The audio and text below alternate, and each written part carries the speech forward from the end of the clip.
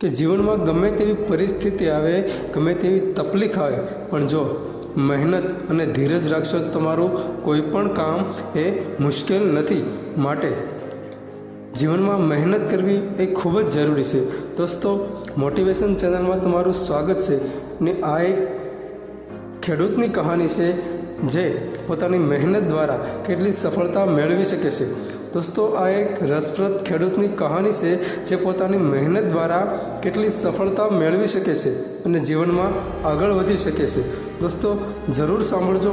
આશા કરું છું કે આ સ્ટોરી, આ વિડીયો તમને પસંદ આવે. રમેશભાઈ એક સામાન્ય ખેડૂત હતા જે ગામની છોડી છવાયેલી જગ્યાઓમાં પોતાની નાની જમીન પર ખેતી કરતા હતા. તેમના પિતાએ પણ આટલી જમીન મળી હતી અને તેઓએ ક્યારેય સારું જીવન જીવ્યું નહોતું. વરસાદ આધારિત ખેતીમાં ઘણા ખરા પડકારો હતા. જમીન પથરાળી હતી, પાણીની અછત અને પેસ્ટના હુમલા. પણ રમેશભાઈએ નક્કી કર્યું કે સંજોગો પ્રતિકૂળ ભલે હોય, સંજોગો ગમે તેવા હોય, પણ મહેનતથી બધું જ શક્ય છે. માટે મહેનત કરવી છે અને લગનથી કામ કરવું છે. 2 વર્ષ પહેલાં જ્યારે પ્રાકૃતિક આફત અને અનાવર્ષા થઈ ત્યારે રમેશભાઈની સ્થિતિ બહુ ખરાબ થઈ ગઈ હતી. આખું વર્ષ પાણીનું પ્રમાણ ઓછું હતું અને પાક ઉગાડવો એ ખૂબ મુશ્કેલ હતો. લેણા વધારે થવા લાગ્યા અને જીવન ચલાવવા માટે રમેશભાઈએ કેટલાક પશુઓ પણ વેચી નાખ્યા હતા. એકવાર જ્યારે તેમના ઘરના બાળકો ભૂખ્યા સૂઈ ગયા ત્યારે તેમણે દ્રઢતાથી નક્કી કર્યું કે તેઓ ક્યારેય શારીરિક કે માનસિક રીતે હાર નહીં માને. તેમણે વિચાર્યું કે પરંપરાગત ખેતીનું કામ નહીં ચાલે તો કંઈક નવું કરવું પડશે. જો પરંપરાગત ખેતીનું કામ નહીં ચાલે તો કંઈક નવું કરવું પડશે. જેથી કંઈક નવી પદ્ધતિઓ અપનાવવી પડશે.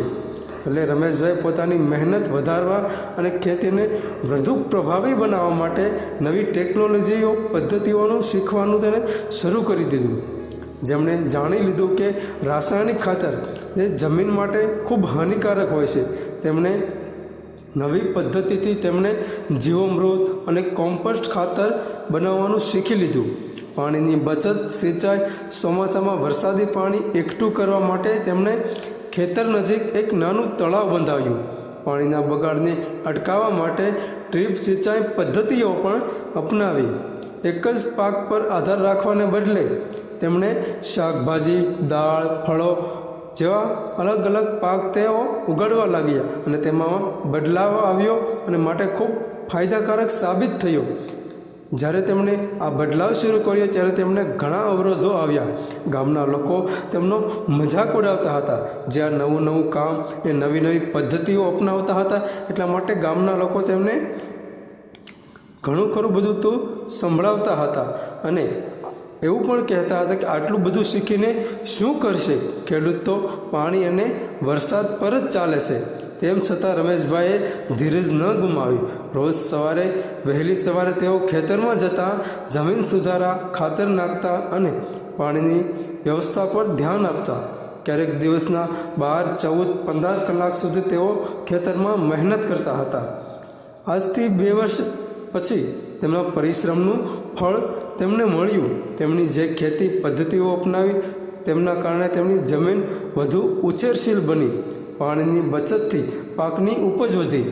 ખેતીમાં નવી પદ્ધતિઓ લાવીને પાક પણ આરોગ્યદાયક અને વધુ પેદાશ આપતો થઈ ગયો. તેમણે ખેતરમાં શેરડી, લીલા શાકભાજી અને ફળોની પણ તેને ખેતી શરૂ કરી દીધી. હવે ગામમાં જે લોકો પહેલાં તેમનો મજાક ઉડાવતા હતા, આજે તેમની પાસે લોકો સલાહ લેવા માટે આવવા માંડ્યા. આ કામ, આ પદ્ધતિ અને રમેશભાઈની મહેનત જોઈને, આટલી ઉપજ જોઈને લોકો જેમ પહેલાં મજાક ઉડાવતા હતા, આજે લોકો એના પાસે સલાહ લેવા આવવા માંડ્યા. આજના યુગમાં પણ જ્યારે કોઈ મુશ્કેલીઓ આવે ત્યારે ઘણા લોકો તુરંત હાર માની લેશે. પણ રમેશભાઈએ સાબિત કરી દીધું કે જો તમે હિંમત અને ધીરજ સાથે મહેનત કરો તો સફળતા તમને અવશ્ય જરૂર મળશે. રમેશભાઈની કહાની આપણા માટે એક પ્રેરણા છે. તેઓએ પ્રતિકૂળ પરિસ્થિતિમાં પણ હાર ન માની અને ખંતપૂર્વક મહેનત કરીને પોતાનું અને પોતાના પરિવારનું જીવન બદલી નાખ્યું. જેમ મેદાનમાં ખંતપૂર્વક રમનાર ખેલાડી એક દિવસ ચેમ્પિયન બને છે, તેમજ મહેનત કરનાર ખેડૂત પણ એક દિવસ સફળતા જરૂર પામે છે. દોસ્તો, આ કહાનીમાંથી તમને શું શીખવા મળ્યું એ જરૂર એક કમેન્ટમાં બનાવજો. અને વિડીયો તમને ગમ્યો હોય તો પ્લીઝ શેર કરજો, લાઈક કરજો. આભાર.